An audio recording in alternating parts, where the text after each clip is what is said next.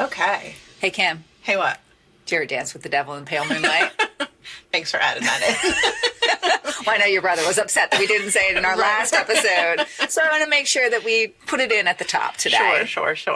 How are you doing? I'm okay. How are you doing? I'm good. I'm so happy to be here on the Confidently Controversial podcast. I know. It's been a minute or two. It's been a minute or two. I'm still Emily Paul. And I'm still Kim Tweed. And together we are... Wild Stallion. Not that movie. Oh. Just our podcast where we talk about those kind of movies. And we talk about other things as well. Sure. But mostly it's about the movies. Yeah, mostly. It's all about that. Yeah. Well, how you been? Pretty good. What's been going on? You know, it was America's birthday yesterday, so happy birthday. Happy birthday, America. Fireworks were a thing. Fireworks were a thing. We set them off in my front yard. Yeah. You do a personal home show. We do a personal home show, and it's not like an intense thing. We're not people who, I think that there are people who really get into fireworks and they think about it a lot and they get those really intense ones and they research it and they try and find, like, put together a real display. Right. We are supermarket fireworks people. Yeah, I just sneezed in case anyone heard that weird sound. Sorry. It's okay. I was going to bless you, but then I didn't want to acknowledge it. But now I will bless you. Because I feel like I was like... It's okay. But yes, we are supermarket fireworks people. Okay. We watched the town fireworks from my porch. And they were lovely. I can kind of see them above the houses. But I was thinking about, when I was watching them, I was thinking about how universally we have as a nation, or, I mean, maybe as a human race, we've all know what the finale of a fireworks display is. In America, we do. Yeah. And I wonder if that's cultural. I think that's what I'm saying. I think that's American culture. Do you think it's just American where, like, you know it's going to be the end of the fireworks because all of a sudden people are just like, light it all on fire. And then you're like, yeah. Poo, poo, poo. Boom. Right. I wonder about that because I don't think other countries, they must celebrate things with fireworks. Yeah, of course. And it's got to all follow the same format. I would think so. Yeah, when we went to Paris last year, we watched fireworks and it was, if I recall, the finale similar. is also like, light it up. Light it up. We got all these ones left. Right. Hurry up, Charlie. And I just wonder if people are like, well, how are we going to tell them that it's over? Someone was like, I know. Well, I also wonder why did they think that you needed a finale? Why not just keep doing the same ones? Yeah. But, like, it's definitely, it follows like a pattern. It's like, pew, pew, pew. And then also Stop saying like, pew, pew, pew, pew.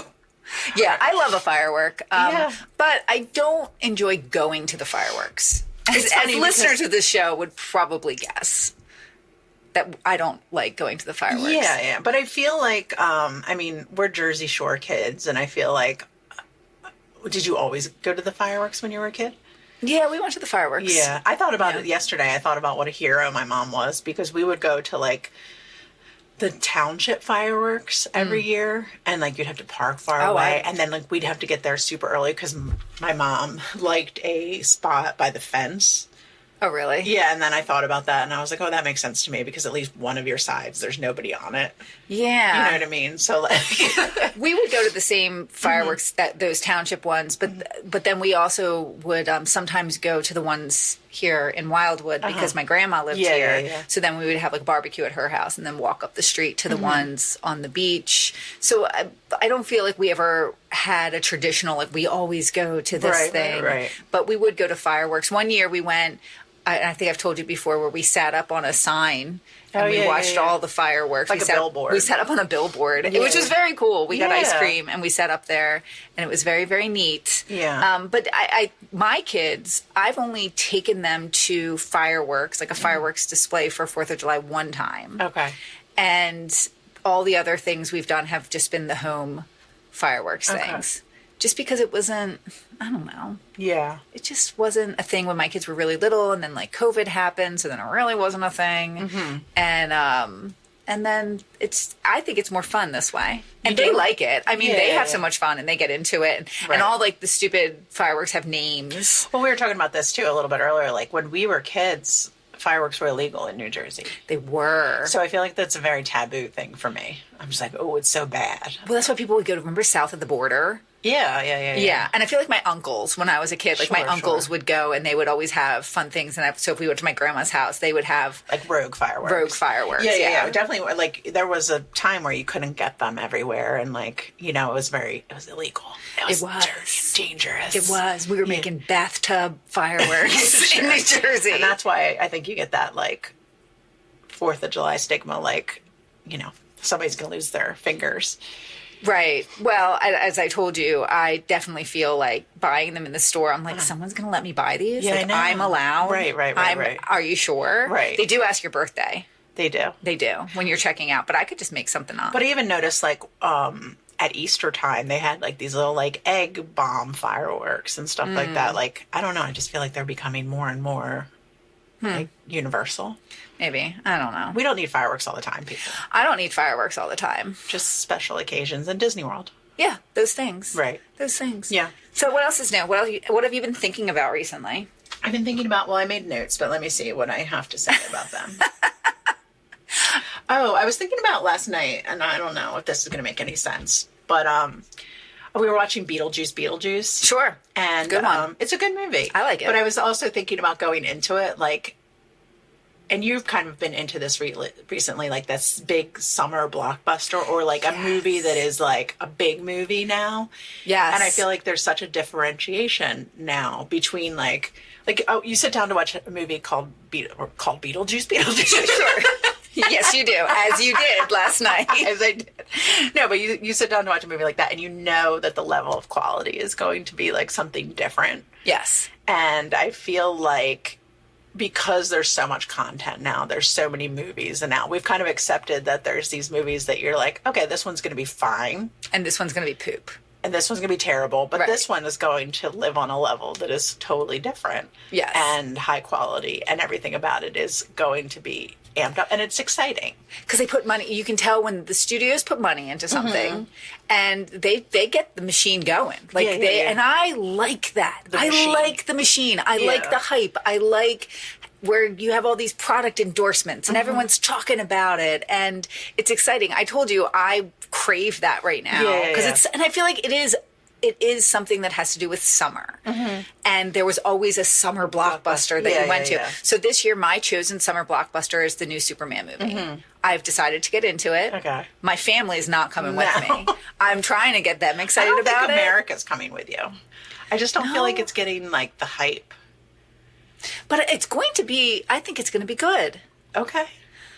I mean, what else do I have to choose from? Fantastic fucking Four? Yeah. I don't want to watch that. Right. I mean, I love Pedro Pascal. I know. I mean, I love him. But I'm not interested in it. But I'm not interested in their weird fucking retro suits. Yeah. And the Rock Man. Light blue weird thing. Yeah, I don't want to watch it. Yeah. And then I think... is there anything else coming out this summer? No, I mean, there's some Disney movies, but I don't even feel like they're like big deal movies. Everybody's so like meh anymore. Yeah. I want to break us out of this it was meh. like Barbie. I mean, Barbie came at a really nice time. Everybody was like into Barbie summer. And and I know everybody also got in, I didn't, but other people, I appreciate that other people got into, what's the one with Top Gun? With the Top Gun. With the Top Gun. Yeah. And isn't it, there's a Mission Impossible movie that's coming out now or did come out? I think it's already out. Okay. See, I don't even know. Yeah. I don't even know. We just don't care as a country universally about anything anymore. We don't. And that's what's missing. It's because everything's so spread out. Yeah. We need to all that's what a blockbuster is. We all get behind it. Yeah. We all go together and check it out. Sure. And it's great. Right. Love that. Love a summer blockbuster. Bring it back. Let's do it. All right. Well, speaking of, we have to watch a summer blockbuster of sorts.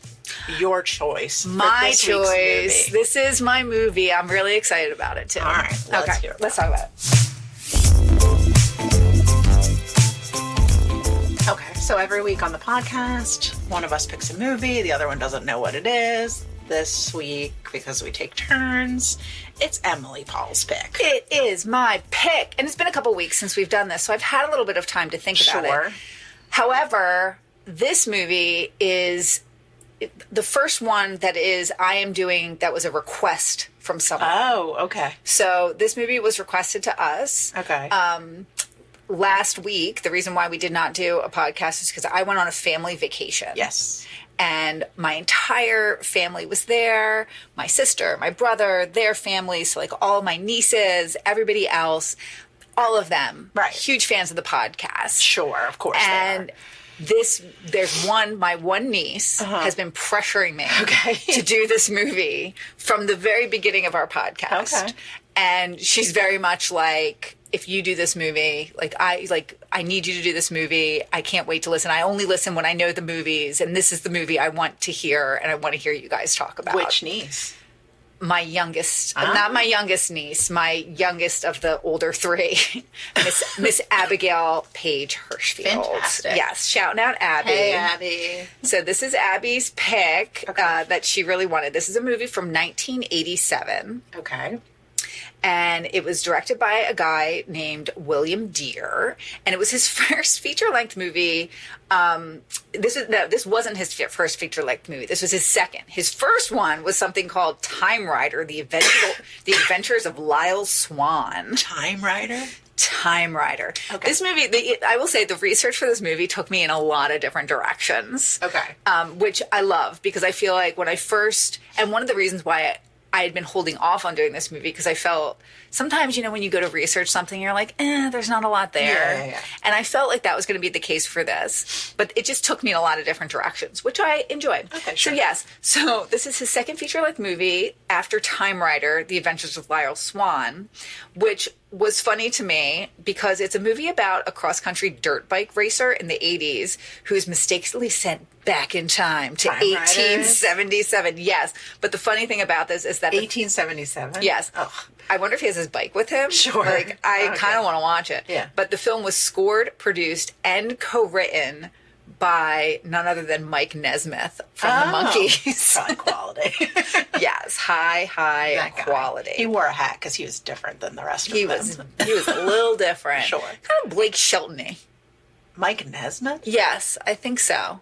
There's some connective tissue there. We'll discuss it more later. But back to this. Back to this. Okay. So this movie also features a creature by creature creator Rick Baker. Wait, hold on. The Time Rider movie does? Or no, now we're back to the movie we're watching today. Okay. I'm sorry. Mike Nesmith have anything to do with the movie? Mike Nesmith has nothing to do with this movie. Okay. Any of the monkeys? None. Okay. None, okay. Unfortunately. But I wanted to include him from the top. Okay. So, creature creator Rick Baker won an Academy Award for makeup for this movie. In fact, he has said that this character was his greatest and the favorite that he created in his career, which is a pretty big deal for Rick Baker. Yeah. It was a pretty big film. It was executive produced by Steven Spielberg and Amblin Entertainment. It opened third behind Beverly Hills Cop 2 and The Untouchables. It grossed about $50 million worldwide, and it also inspired a TV spinoff with the same name. Do you have any guesses? When I tell you the stars, you might guess what it is. Okay, keep going. Don't tell me. Okay. It stars John Lithgow and Melinda Dillon. Melinda Dillon, she is in Close Encounters of the Third Kind. Is this Harry and the Hendersons? It is Harry and the Hendersons. Thoughts, feelings? Oh, I'm nervous. So my niece Abby has been begging for us to cover for this movie for so long. Okay. So here we are. We're talking about Harry and the Hendersons today. I feel like this movie was a big deal. Yes, very big deal. It was very popular, very like, look at me. Look at me. Yeah. I'm Harry and the Hendersons. Right. I'm a little Bigfoot. Weird and a little quirky, but you like it. I did not realize that Steven Spielberg was involved in this movie. Okay. Which was kind of interest to me. Mm-hmm. I don't think that I went to the movie theater to see this. This was definitely one that we watched at home on video. Okay. Now, this isn't something I watched a lot. Did you watch this a lot? I wouldn't say we watched it a lot, but enough. Okay. I feel like I've maybe seen it once. Oh, really? Yeah. No, I've seen it way more than once. Okay. Yeah, for sure. Right. But I have not seen it since I was, Yeah. Yeah. Like, definitely. Okay. I would never. Okay. I mean, Bigfoot's not necessarily my thing. Right. But that we were talking a lot about Bigfoot when we were on our vacation because we were in Maine. Right. And that's where he's from. Well, actually, he's from, because I did do a little bit of looking at Bigfoot web as part of this. Not as much as you would think. Okay. I thought that I would do a lot more research about Bigfoot before this, but it's a Pacific Northwest thing. Okay. That's where I think they saw him. Got it. And where people generally look for him. So in my home, we watch a lot of Bigfoot shows. Of course you do. Because my husband, he's like a, supernatural ghost show kind of person. And there's a lot of shows about Bigfoot. And we've watched many over the years. Well, the thing with Bigfoot that I did, in reading about it, it just seems that people are pretty much like, it's definitely not real. The idea of like a wild man has existed in folklore for just centuries. There's always this, it's always been like this story. It's not a phenomena that's there's new. So much like speculation about how it came about and like whether it was like the cross between like a human and a bear or like, like there's always like wild stories about how you got to a Bigfoot and like the fact that they're like so like one of their characteristics is how like secretive they are and how much they don't want to be found, which is so funny to me. It's just like, yeah, that's the thing. It's like they're all hermits. They're all just like, yeah, we don't. Right. So like that's why you only ever see like grainy background photos of them is because they're like a very like elusive. But don't they have communities? Like, wouldn't you think that there would be a Bigfoot community well, you out would think, there? Unless it's just like one really old Bigfoot. But that's with no family. Aww. Sad Bigfoot. Sad Bigfoot. Yeah. That's the sound he makes when he cries in the woods. Yeah, of course. And then you think it's a coyote, but it's not. It's just a sad Bigfoot. Sad Bigfoot. Yeah. Well, yeah, but you're right. People are still way into it. There are Bigfoot hunters. When we were in Maine, I overheard a woman talking with someone else about that's why they were in Maine. They were going to go search for Bigfoot. No, that's why they were there? Yeah. Like the main reason? She was talking about it with someone else who was there. They were going to do like a Bigfoot hunt or something. One of the things that always comes up in my feed is this person, and I think it's a girl, but I don't really know, who has she has an outline of a Bigfoot on her leg, like a tattoo. Like the traditional one of like the Bigfoot walking? Yeah. So it's an outline of the Bigfoot walking, and she like shaves her leg all around it. So that the Bigfoot tattoo has like her leg hair as its body hair. Oh my God. Oh my God. I know. And she like oh my God. Yeah. Did she make its face bald, or she keeps the whole thing? No, it's really just like that. It's just the outline, the silhouette, like the sideways silhouette of with the Bigfoot arms. walking. Yeah. But and then like I think it's a girl, but she like shaves all around it, and like she puts like fake tattoos on it and stuff like that. But then she like combs the hair on the Bigfoot. Oh my God. I don't even know how to react to this. I'll make sure you see it. You're going to have to share that. Yeah. You know, the people in this world are just so magical. They really are. They really are. They would think, and even though that kind of disgusts me, there's another part of me that's like, good for her. Clever girl. Clever girl. Right. And she's probably so proud of it. And it probably brings her so much joy to have this little dress up doll of a Sasquatch. And who cares? Why not? Why not? Right. If it makes her happy. Right. It makes me happy. It's amazing. But yeah, people love Bigfoot. They do. And when we were in Maine, there was tons of Bigfoot merch. Oh, cool. Like everywhere. Okay. So we were speculating, like, is Bigfoot a thing here? Like, have they seen Bigfoot? Or are more just places like that, like outdoorsy kind of places? Do they incorporate more Bigfoot stuff because Bigfoot's so popular? And because you're in the woods a lot there, like there's a lot about like camping, right? And trails and stuff like that. Camping and trails, so many. And so like people are in the woods a lot, so they need something. Like we have the Jersey Devil here in our camping and woods. We do. Yeah. But you don't see much Jersey Devil merch out and about. I guess. We could, maybe that's... Ooh. Okay. But yeah, Bigfoot is certainly a thing. And when we were kids, I remember there used to be, so now, of course, there's all these TV shows about the unexplained. When we were kids, there was just a book series Remember that they would sell them on TV, they would sell them on line. It would be like Mysteries of the Unexplained. And Bigfoot was one of them. And that like old grainy photo of Bigfoot was in there. And I feel like that was the only thing you ever saw about it. They didn't have TV shows about it. They didn't have the internet. Right. But those books, Mysteries of the Unexplained, were something you could buy online or on TV. And then I realized in middle school, our middle school library, the media center had them. And I became obsessed because they were full of ghost stories and Bigfoot. And I just consumed all of it, and it scared the living shit out of me. Do you think every girl goes through that phase? Like of ghost stories? Like ghost story, Bigfoot, unexplained, like phenomenon kind of thing? I don't know. Maybe a certain type of girl. Maybe. Because I remember going like deep on the ghost thing.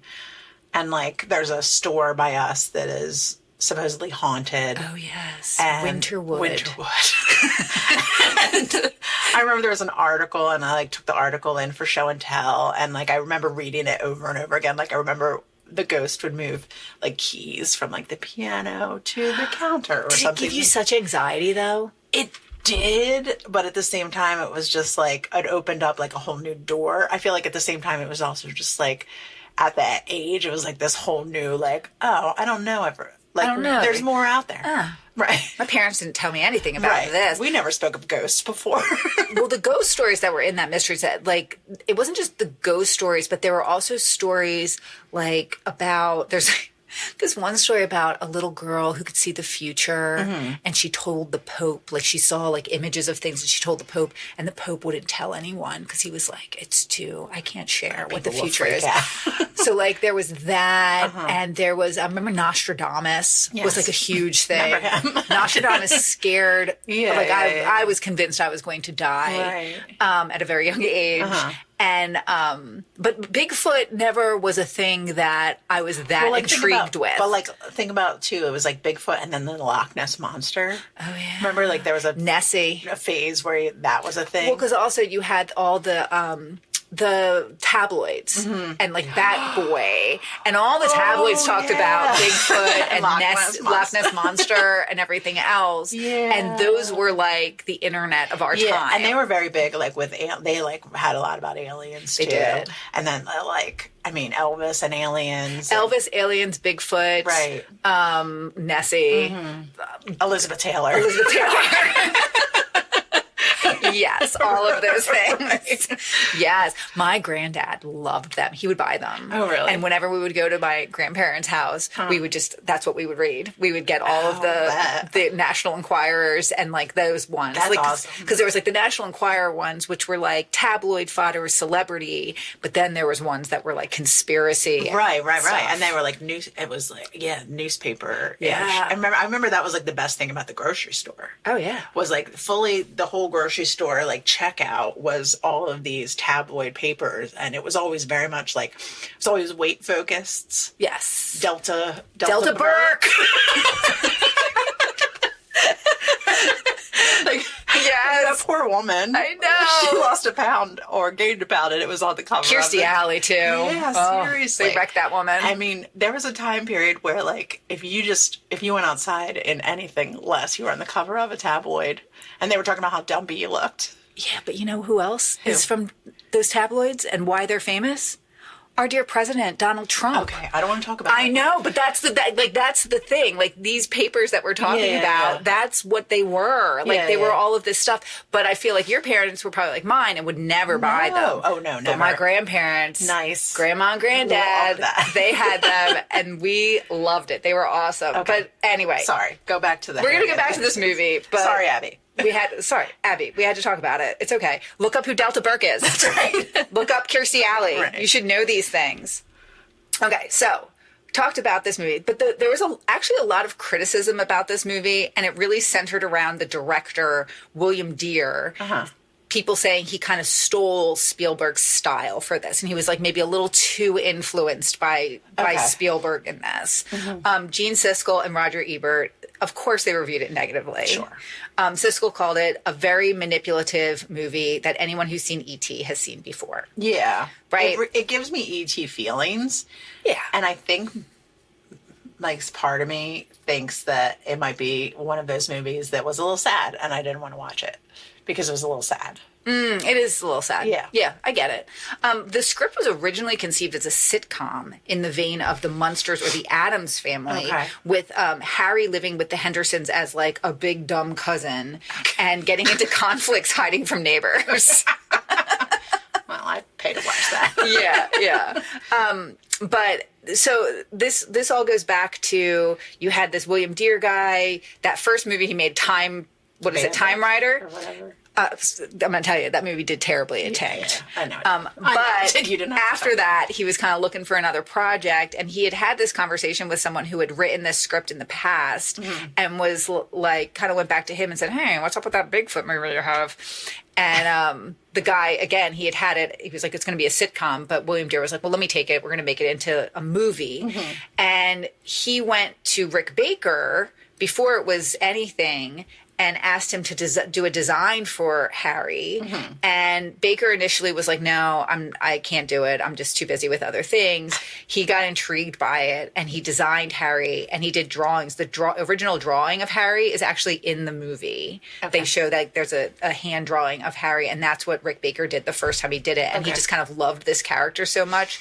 And having that picture allowed William Deere to kind of go out and have it like put together as a package. Sure. Now, it's just kind of there. But what happened next was that William Deere was just kind of like, it just kind of sat there. He directed, do you remember that show that was a Steven Spielberg thing called Amazing Stories? So he directed a story in that thing. And Steven Spielberg really liked him. And was like, hey, I like working with you. You're pretty great. What do you got? Like, pitch me something. And he was like, I got Harry and the Hendersons. And Steven Spielberg's like, this is awesome. Love it. However, Steven Spielberg and Rick Baker had a falling out. And they had major beef. Rick Baker had major beef with Steven Spielberg. And William Deere was basically like, okay, if you guys can't, like, this only happens with me and you. If you can't work it out with Steven Spielberg, that's fine. We just won't do it with him. We'll find somebody else to do this movie. They'll cut out Steven Spielberg, or he's like, basically they had been trying to find backing for this, and Steven Spielberg was going to back it, but Rick Baker was just like, nope, not him. And but they did bury the hatchet. But of course, that made me look into, what was this beef? So the beef was that after Close Encounters of the Third Kind, Steven Spielberg was wanted to develop another kind of alien movie, but have it be a little bit more scary. And he had gotten Rick Baker involved. It was called, there's all this information about it. It's very interesting. It was a movie called Night Skies, and it was a horror themed film about alien encounters. And Rick Baker invested heavily in it, like his own money and time, about $700,000 of his own money to like build the things for it so that, you know, Steven Spielberg could get money to move it forward. And after doing all this stuff for it, Spielberg kind of decided to abandon it, and then he repurposed pieces of it into E.T. and Poltergeist.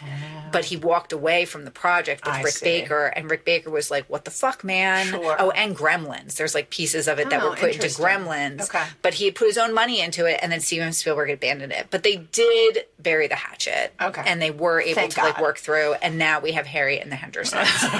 Harry himself is played by actor Kevin Peter Hall, who is 7'2". Wow. He's also the guy who played Predator in the Predator movies. And he also was Harry in... Did you know that there was a TV show for Harry and the Hendersons?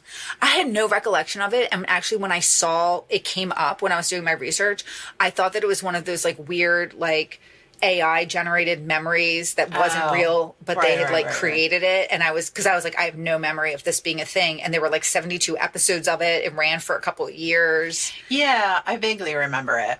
I mean, but it was different people, right? It was different people. Yeah. No, but it was actually Harry. And this guy, Kevin Peter Hall, played Harry, but he died of AIDS in 1991. He got AIDS from a blood transfusion, which was like a thing. Yeah, for sure. People, like 12,000 people got AIDS from blood transfusions back in the day. That was a big thing. It was a big thing. So that guy died. But he's in this movie, and he's very tall. And with the suit, it makes him even taller. Because, like, John Lithgow is a pretty tall guy. Yeah. But he's, like, dwarfed by this. Yeah. So before the movie came out, the filmmakers kept Harry a secret prior to the film's release. So no one saw what he looked like. It wasn't on the posters. They actually say that they blamed it for why the film wasn't more successful than it actually was, because they weren't telling people it was Bigfoot.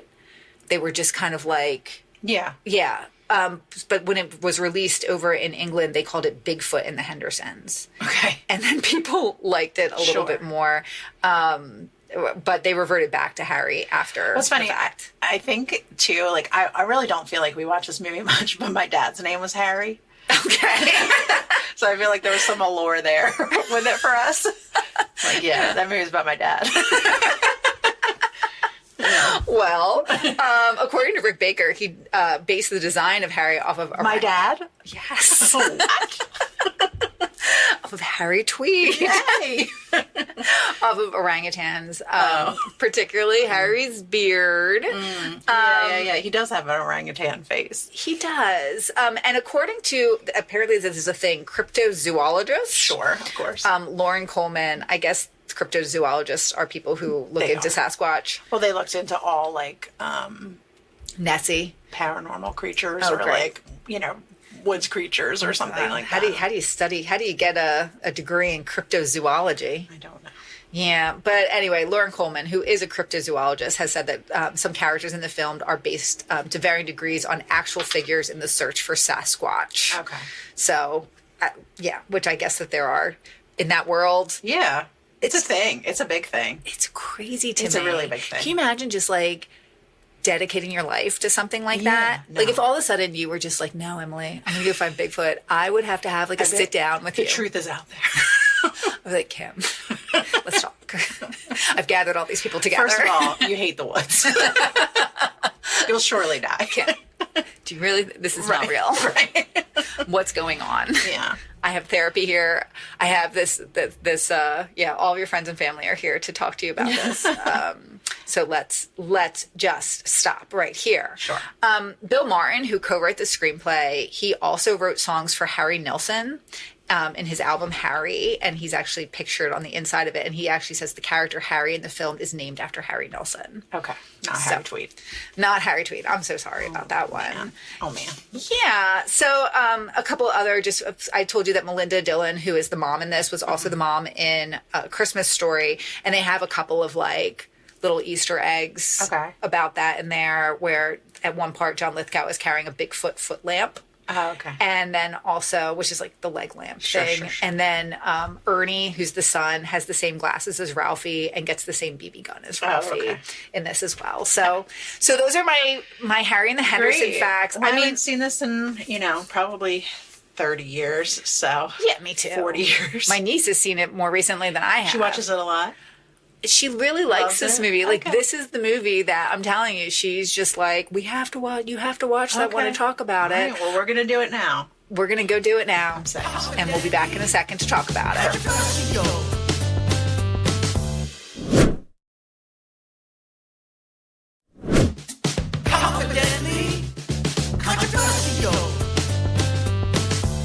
Okay. So we watched it. We watched Harry and the Hendersons. I mean, I'm quasi-delighted. I enjoyed it as a film in general. Yeah, it was fine. It's fine. It's fine. I mean, I don't know that I'm going to watch it ever again in my life. Mm-mm. But at the same time, there's nothing bad about it. Like, I'm not going to get upset like Gene Siskel and Roger Ebert. No. It's fine. Right, it's fine. You got Roger Lithgow. No. I don't know who Roger Lithgow is. I don't either. John Lithgow. Roger's brother, John. Right. John Lithgow, he always turns in a solid performance. Yeah, he's great. He really is. If anything, this movie was like, oh, this guy's a standout. He's a good guy. He's a good guy. I mean, we talked about him a little bit while we were watching it. Yeah. And we both decided that he's a solid choice for anything. Would he considered like a character actor? Yeah, you can just plop him into anything and he's just going to be good. Yeah. It's like he's solid. He's one of these people who we all know. As a nation, I think we take him for granted. But name something else he's in right now. Right now, well, he was in The Twilight Zone that we watched. Isn't he in one of those priest movies that was just made. I feel Conclave? Like one of those. Maybe. I feel like he was in You that. don't know for sure. He was in something a scary movie. He's been in everything but nothing. Yeah. Right. Yeah, I think he's great. The mom in this, who's the mom from... Yeah. She's such a mom. Solid 80s mom. Solid 80s mom. Yeah. And the kids are solid 80s kids. Yeah, I kind of... I feel like it's notable that in this movie, like, that they're like a nuclear family. Mm. You know what I mean? Like, you've got the boy and the girl. Yes. And they're just very... Like, you need to know that they're just a normal family. They can't be anything other than a normal family. And they have a little dog. Right. And everything about that is just very, like, picturesque of, like... No, you guys, you don't understand. They can love this beast because they're regular. And they're regular. And they're just regular. So you can, too. You can, too. Right. Because there's nothing weird about this family. No, They were just normal. No. They went on a vacation in the Great North Woods. Driving around in a station wagon where no one wore a seatbelt. No. It was very obvious that no one was wearing seatbelts. Yeah, this is one of the many movies of the 80s that features the standard wood panel station wagon. Yep. With the big back that we all rode in. Yes, indeed. And so they're out on their vacation, which the daughter and the mom are like, we don't really like to camp. But the son and the dad are all about hunting and killing things. Well, the dad comes to find out he's like, his father owns a sporting goods store. Which mostly at the time guns. was like a very big deal, I guess. Like, it's good. I thought it was mostly guns and ammo. Yeah, but it seemed like they had like fishing rods and stuff like that too. Those kind of sports. Sporting goods. Yeah. Well, it's not like physical sports. It's like sports. They probably sell cleats. If you need, it's like one of those stores where if you needed to if you were joining a sports team, that's where you would go to get the stuff. Right. But mostly it's fishing tackle and guns. Right. Like we used to have one. We did. Skulls. Yeah. Skulls. Yeah. Uh-huh. Yeah. Exactly. Absolutely. So they're all about the hunting and the killing things. And pretty quickly in the beginning of the film, it sets off right away. Yeah. Where early on, you establish that, they get into it quick, which I enjoy in a movie. Sure. Get into it quick. They hit a beast with the car. Mm-hmm. And right away, they start making some weird decisions. Yes. So they had this giant, as we said before, like 7'2" beast with their car. He's just like, well, I better go check on it. Well, which, first of all, like... I get at first he's real freaked out because he thinks he hit a man, which I understand. But then he looks in the rearview mirror and it's obviously a big pile of fur. Right. So he's like, okay, good. I didn't kill a man. And you just leave that, right? You would just leave it. I mean, I would want to look and see what it was. You've hit stuff with your car before. Yes. But there was never a body. Never a body. Like, I hit a deer once. Yes, I was there. And it just got up and ran away. It sure did. Right. Well, remember when I hit that bird? And you had to call your brother, right? It did not run away. No. It got stuck in... Well, I didn't even know. Like, I knew I hit a bird. Right. But I thought it was just... I hit it. It was during a time in our lives where we were driving to a job that was like in the middle of nowhere. Mm-hmm. And we hit a lot of things. It just happened. A lot of birds. So many birds died. So many birds died on our watch. Right. But I, this time, hit a bird, like early in the morning on the back road, hit a bird, went to work. And I feel like it was like a summer Friday or something like that. And like a half day, I left. And I remember being like all pumped because it was like Friday afternoon. You put your sunglasses on. Had put on some tunes. Right. And I like stopped at Wawa on the way home and this man came up to me outside the Wawa and I fully was just like, oh, he's hitting on me. What now, sir? I know. I'm pretty hot. Right. I'm feeling myself. And he was like, you have a bird in the grill of your car. And I was like, what? I know. I knew that's what you were going to say. Right. I put it there. Just for this reason. Oh, God. So then what did you do? So then I was like, oh, okay. And then it was like, there was like a full-size, like, baby turkey hanging out the front of my car. But it was dead. But it was dead. Uh-huh. And I got back in my car and drove with it and was just like, well, what am I going to do? So I called my brother. That's the right thing to do. And my brother met me at Home Depot. And he found, like, multiple layers of gloves in his car. Like, I feel like he had, like, one, like, work glove, and then he had, like, one ski glove on top of it. And he, like, reached into the grill and pulled it out. Okay. And we left it at the Home Depot parking lot. Well, that's nice. Yeah. Yeah, I don't feel like there's ever been a body left behind. But if there was, I mean, I would definitely be interested in checking it out. Like, if that deer, I would have gotten out of the car.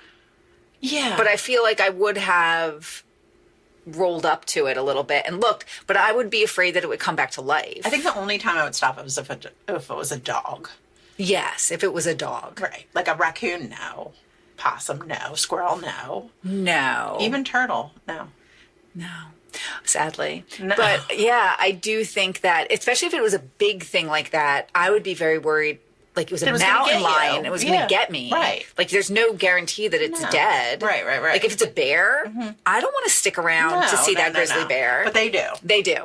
So they get out, and he's, like, poking at it with his gun, and he sees the giant hand of the Bigfoot. Right, but I think that's also when he's just like, well, that's somewhat of a human hand. His hand looks human. But I think he thinks it's like a gorilla or ape. But then the son is the one who says it's Bigfoot. Mm-hmm. Because they hoist it up. They decide to take it with them. Yeah. And they put it on the top of the car. Mm-hmm. And then they make like a weird... Oh, then it comes to life. It's alive. And it looks down in the window. And then it flies out. Mm-hmm. And it hits again, mm-hmm. or it falls to the ground again. They're like, well, now it's definitely dead. Yeah, but we're still going to take it home. We're still taking it home. Right. And they put it back on top of the car. Which I think, circle of life, you just let it break down and compost in the woods. And you let those vultures come and eat it. But by this time, they have in their head that it might be worth some money because it's Bigfoot, sure. and it might actually be of interest to someone. So let's take it home because we can make some money off of it. Sure. So they do that. They get all the way home. And then, of course... It's alive. It's alive. And it's in their house. Yes. And it is... Which doesn't make any sense either. But we're not going to get too into it. But it's wrecking the house. It is. It's full wrecking the house. It's just... It put the fridge on its side. It's too big for the house. It, like, pushes up on the beams so that it can be higher. It crushes chairs. Yeah. But I do like the scene where the teenage daughter yells at it. Yeah, that's with pretty their fun. corsage. Yeah, because it eats her corsage from her from her quinceanera. She says it's her 15th birthday corsage, yeah, okay. So it must have been her quinceanera. And she just starts yelling at it in its face in a typical teen girl fashion, and it's pretty funny. Yeah, I like that. But then they quickly, like they realize that it's nice, right? They realize it's nice, but then at the same time, like. They can't keep it. Right. It's but ruining also the house. It causes, like, wreaks havoc in the town. Like, basically, like, someone saw it out in the yard or whatever. Well, it got loose. Or they got rid of it or something. Anyway, there's sightings. And then that brings out, like, the people, the crazies who are, like, Bigfoot hunters for life. And they come out to hunt it. But then you also have, like, people making up stories about it. And that, like... John Lithgow's dad wants to create, like, Bigfoot fever so he can sell more guns. Right. And then you have this guy, Jacques Lefleur, who is French. Yeah. And he's also he's been hunting Bigfoot forever. Like, that's his thing. And he's real serious about it. Like, he just goes around finding fur, licking the fur, licking tree branches, smelling everything. Yeah. Because he's a real hunter. Right. And apparently Bigfoot smells like shit. Well, I did in my research. Okay. I found that is a big part of Sasquatch lore, is that it smells like a skunky kind of musty. Skunky. It's got a musk. Okay. A Bigfoot but musk. It's not emanating an odor as like a repellent. It just is stinky. It's musky. No, it's not like a skunk where it like sprays stink from its butt. Right. Science. It's like a muskrat. Where a muskrat. Is a muskrat named a muskrat because it's got a musk? I mean, I think so. Ferrets stink. They have a musk? Yeah, they do. And they don't spray, but they do have a musk to them. And Bigfoot has a musk. He's musky. I don't know what that means. He stinks. You don't know what a musk is? I know what a musk is, but sometimes... Sometimes they sell perfumes and it's just like my candle in the living room right now. It's like apple and musk. And it doesn't smell like Bigfoot. Musk. It's like... Muskrat. You know. It's like a real musky smell. Like it's like... Must. Barrel. Well, must. Not must. Musk. I know, but must is like my dog gets a musk Like she does. She goes out and she runs like in the woods, and then she'll like put off a smell for a little bit when she comes back inside. I'm done. She'll put off a smell? Yes. What does that mean? A musk! She gets a musk! But is it naturally occurring in the dog, or is it a scent that is picked up in the woods? It's a naturally occurring smell in the dog that the dog puts out. Secretes. Just like the ferret secretes a smell. The Bigfoot secretes a smell. Just like a ferret. Like, I know. Oh, okay. Just like a ferret, I see. Okay. It smells, and that's one of the things that they know is that it smells. That's why when the Bigfoot hunter comes to the house, or anyone comes to the house after Harry's been there, they're like, smells musky in here. It's a 7-foot tall hairy beast. It could just smell because it's sticky. Musky. It's not. Okay. All right, we're moving on. I think it's just dirty. I don't think so. But anyway. So they now they realize they love Harry, and in a very short period of time, the family just like their whole life is just rocked by this. And then kind of late in this movie, they introduce this idea that the dad, John Lithgow, is an artist. Right. Like, because in the beginning of the movie, like I said, him and his son are just all about killing things. Yeah. Well, don't you feel like the movie is kind of it's poorly ordered? Yes. Because I feel like they fall in love with Harry and like have like, them giving him a bath and stuff like that. Like after they bring him back for the second time. Yes. Like after they've been like really seeking him out to get him back. Yeah. There's no montage. Like I feel like there should have been some sort of montage or like something that happened before he went missing the first time that endeared them to him in a way that was undeniable that they had to go look for him. But I don't think that happens until after he comes back the second time. I think they realized that they were real quick to judgment, and they were real like reactive in their actions and thinking, where it was kind of like, oh no, we just have to get him out. But don't you feel like there's like something, like there needs to be some incident where he like saves their lives or saves the kid or does something to like make him invaluable to them, where they're just like, we have to get him. I think they have little moments with him, like when Harry picks the boy up from the base, and they realize, and he teaches him how to sit. Yeah. They realize that he's nice. He's a big dummy. He's just a scared tall boy. He's just a nice tall boy, and also he has a penis, right? Because the daughter sees it. Sure, she alludes to it. Well, that's the thing. The family's like, well, how do you know he's a boy? And the girl's like, wink. Yeah, so what does that mean? I've seen it. He showed it to me. Yeah. Yeah. Well, this movie is also about, I guess it's about animal rights. Yes. It's very meat. Yes, and taxidermy. Yes. Because when Harry comes into their house, like I said, they're hunters, so there's just taxidermy everywhere. Right, and he kind of freaks the fuck out when he sees the deer head on the wall. He does, and he takes it, and he starts burying all the dead the skins and everything. Right. I had a friend growing up whose dad was a big hunter, and they had deer skin wallpaper. Like deer skin walls. Ew, so it was like it was like fur. Skin. Mm-hmm. And it had a print on it of deer.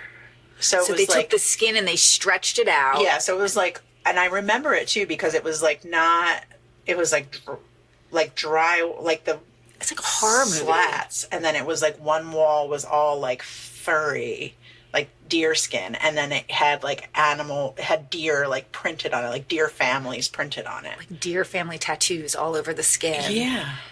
Ew, imagine if that was human skin. It's skin. It's an animal it's skin. And they had a bear too. They had a baby bear or a bear on their fireplace that was they lived right around the corner from you. I know who they are now. Okay. Yeah. Mm-hmm. I'm not going to say the name, but I do know who they are. Yeah, that's terrible. I don't know. Bad taxidermy, if you ever look it up online, is very funny. Yeah, that is very funny. But I just think it's an aesthetic. It's a choice. Mm-hmm. And people who are into it are seriously into it. Like we worked with someone years ago whose husband was really into that. And they had antlers and shit hanging up everywhere, which is just kind of gross. So it definitely is very anti that. But again, the dad and where the guy works, he works at a gun place. I do want to point out a scene which I guess this just shows the difference in the times. So they show a scene where Jacques Lafleur, the hunter, is going to he's purchasing ammo that's like pretty hefty ammo, I guess. And he's acting like real weird. He's like real rude and weird and French. So, so he is asking John Lithgow for this hefty duty ammo, and John Lithgow's like, here you go. And the guy's saying some weird things and acting kind of strange, and he's fully just like, here, take the ammo. And I just think that in today's day and age, you're just kind of like, you're not going to ask like any other questions to this weirdo guy who's asking for major gun ammo. No other questions. No questions. No follow-up. Yeah, I guess so. But yeah, so then they do get Harry back the second time. They blow dry him. They watch the Addams Family together. They try to get his stank off, his musk off. They try to erase that musk the best they can. And John, in the first part, again, it's terribly ordered movie, so our commentary is going to be terribly ordered. But there is another guy who's an expert. Yes, Dr. Wrightwood or something. Yes. And John Lithgow seeks him out because he had like the only book that was like a serious book. Right, and he has a Bigfoot store. Or museum or something. So John Lithgow goes there, and the guy pretends he's not who he is. Right. And he's all mean to John Lithgow. Well, I guess because I think what happened, and we find out later that maybe this Dr. Wrightwood or whatever, he's given up his whole life in pursuit of Bigfoot. Right.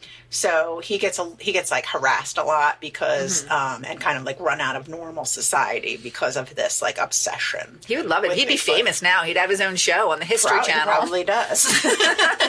But and then like when he gets to John Lithgow's house later, like his thing is like, listen, I don't want you to ruin your life the way I ruined my life by like being in pursuit of this thing that doesn't exist. Like you just have to give it up. Like we all want to believe, but it's not real. It's not real. And the other thing that's kind of strange is like John Lithgow's whole family becomes like an expert and like gets so into it, but it's only like a few days that happen. Right. It's like their whole life is just... Well, they love him. Fully. They're like, we want him to live with us and be part of the family. Right. I'd like to kiss him on the mouth.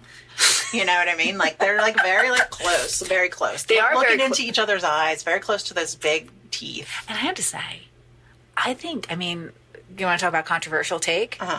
I think he's real fucking weird looking. Harry? Yes. He is. He's derpy. And his big, large teeth. I just wrote big, dumb face on my notes. Big, dumb face. Yeah, he's got a big, dumb face. He's got a big, dumb face. Like, his mouth is too big and his eyes are too close together. And I think the thing, too, is, like, he's got human eyes. He does have human eyes. Like, that's why. It's disproportional. Yeah. It's like, because those are, like, real person eyes shining through. And that guy, the guy who played him, he had to be very strong. Yeah. Because he's bounding around in that suit, which is huge. He probably had a musk. The man? Mm-hmm. No, he From being in that suit. Oh, well, yeah. He worked up a musk for sure. At the end of the day, his wife was like, no. No, take a shower. Hit the showers. Right. That's enough. Yeah, so, I mean, I feel like a lot of it doesn't make sense, the decisions, but we're not going to think too much about that. Sure. I think it's too because of like, I think one of the things they said is like, you know, obviously accepting people that are different than you and how, you know what I mean? Like it's supposed to be a movie of acceptance and that he's But also animal rights. Yes, but he's more human than animal. So like you have to be like, whoa, it's okay. We can all coexist. Coexist, man. Yeah, peace. Exactly. And they tried to give him a burger and he's like, nah, I like a fish sandwich. Yeah, he's real peaceful like. Right. That Harry. Yeah, and he doesn't, like at the end when John Lithgow's like real mad at LaFleur and he's going to like punch him out, Harry like takes him, cradles him by the head and is like, no, chill out, George. Yeah. Like, it's fine. Yeah, I'm going to pet this man's nice little bald head. I'm just nice. I'm just nice and I'm just peaceful and let's just let me be in the woods, but like I don't have to hate on you. Let me ask you a question that I thought of watching this. All right. What if your husband went on some kind of wild goose chase like the husband in this movie does? Like all this, first off, the husband, as we said, they're a normal family in the beginning. Yeah. He's got a good job working at the sporting goods store. He's presumably going to take that business over. He's presumably going to take it over. Yeah. Making a good living. They have a nice house. They go on family vacations. Like everything is good. And now all of a sudden, because they see a Bigfoot, now George has decided, he's like, I really actually want to be an artist and I don't want to do any of this other stuff. Right. But at the same time, I saw it too. Like, I think it'd be different if say Randy went on a trip and came home and was like, I saw this thing. Oh, well, was like saying he saw this thing. That's mental health problems. That's when you go to the mental health place. Yes. But if I saw it too, I'd be like, well, I mean, I guess we need to know more. Right, but do you upend your entire life? I mean, no. That thing... He never lives with me. That thing ruins their house. Yeah. Like, do you think about the money for all that property damage that he does? No, he doesn't come in my home. And then your husband just, like, is just going to throw away everything in his life just for this thing? Right. Just because he likes, like, this beast that he met? It's like Goonies with Chunk. You're going to live with me now, Chunk. And that mom's like, what? See, I think that's your biggest problem. Your biggest problem is, like, he's not living here. Right. You can be friends with him. Yeah. You guys can hang out. Right. All you want. Go into the woods, have a great time. Yeah, I'm glad you have a friend. You can even get nude if you want. And frolic in the woods. I don't know. Like, it seems like primal beast, woodsy man thing. Right? Okay. John Lithgow definitely got nude with that beast and they frolicked in the woods. Well, at the end, Harry sleeps like he's sleeping over his last night in their house and he makes a nice little nest in the corner. And that weird scientist man just like pulls out a sleeping bag to like snuggle next to him. And then when they wake up in the morning, the sun has come down and is like in between both of them. Know. The 80s. Problematic. Wild. Right. You're taking it right out of the movie. Like, I can't, this can't even be a thing. Yeah. Like, this is like, the strange man in your house is enough. I know. Let alone the beast. Your kids must stay upstairs. Yeah. Well, that's the thing, too. They have this beast in the house with their kids. Right. Again, I'd be like, if you want to be friends with them. The first time they hide. Okay. But he can sleep in the backyard. Right. The first time they hide the beast, they send him to the basement with the son. They're just like, son, who's probably 7, 8. Maybe. Like, they're like, take him to the basement and hang out with him. Right.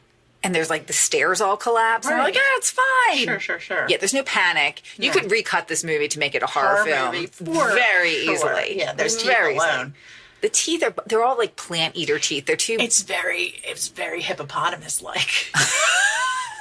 Except it doesn't have any fangs. They're all just like bad dentures. They're bad dentures. Hippopotamuses, they're vegetarians.